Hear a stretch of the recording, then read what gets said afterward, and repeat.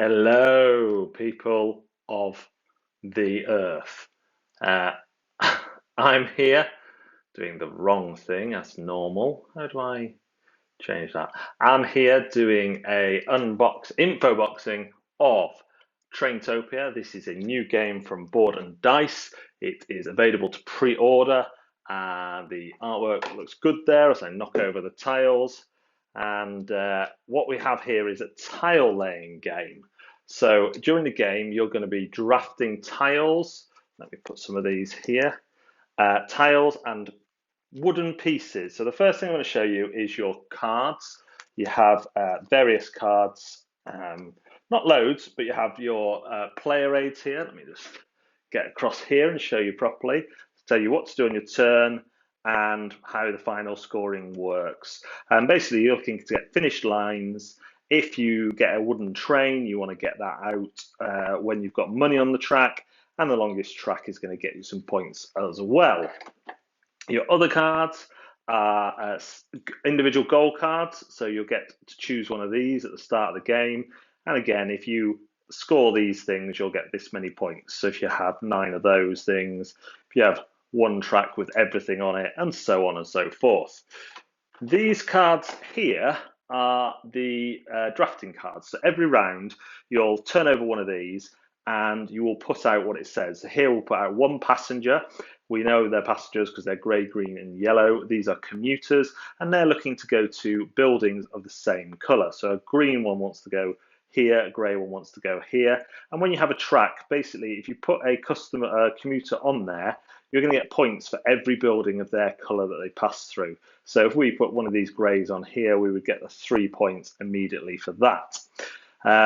So that's what they are. The train here wants to be on tracks next to money. Whenever you put a money tile out, you're going to be getting a money token and putting that token on the track there. And that can be spent for anytime powers, like changing the colour of one of your people, or buying a special track piece. Or if you leave it on there and you have a train on there, that's going to get you extra points at the end. And then this tells you, depending on player count, how many tiles to put out from the tile stacks. So they're all slightly different. There's one for the end of the game. I can't remember which one the end game is. That's the end game one because it's got no tracks and it's got the conductor. And now he works like a commuter, but you just choose the colour that he is or she is. You have a station, so you can end one of your tracks, and you have a cash bag. This doubles the value of any track in terms of length. So you'll have 8 or 9 of these depending on player count, and these are your rounds basically. So what you're going to be able to draft each round. Your commuters come from this bag. In here you just have the 3 colours of meeples. And they're in the bag there, so that's what you're getting out of there. Then the other wooden bits that you can draft are the trains. Now, there is, we discovered, 1 train missing. There should be 6 trains and there's only 5 trains. Now, it won't come up in every game, but that might be something you need to be aware of or proxy. Every round, you're not going to draft 1 item. So, there is that. I haven't had word about what the fix is for that. That's one of the end crafting pieces. And the other wooden piece you have is these white passengers. So they're there. And they are looking to go past sites. They want to go past sightseeing things. So if we look here and here, we have 2 of those. We have a 1.1 and a 3.1. So if we put a white passenger on this rail, they get the diagonal ones. You've got to think of each square cut into 4, basically. They would get 4 points for us.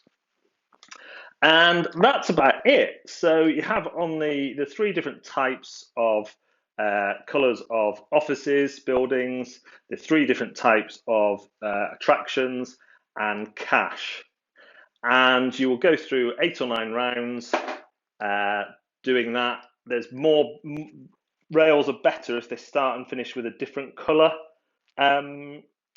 station. So if you start with a red one and loop it round to a blue one, you're gonna do a bit better. Some of them are both colours, so there's that to watch out for.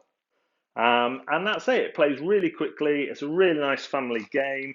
These are what you use to track the points as you go around the game, and you can only have one of each wooden piece on each track. So it's not like you can keep spamming the same track. And the choices come into when you want to grab those wooden commuters and passengers, because they will do different things.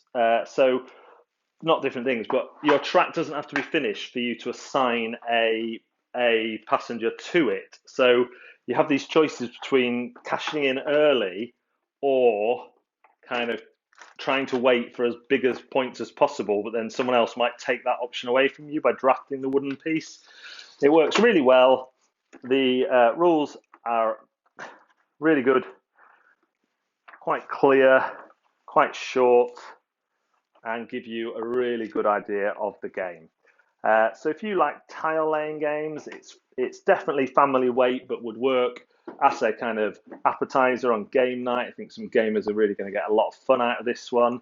It does a good job of tile laying. The train theme works really well. All in all, it's a great little game for me to recommend for you. So that is Traintopia from Board&Dice. Thanks very much for watching Zatu Live. We'll be back tonight at 8 o'clock for our weekly quiz.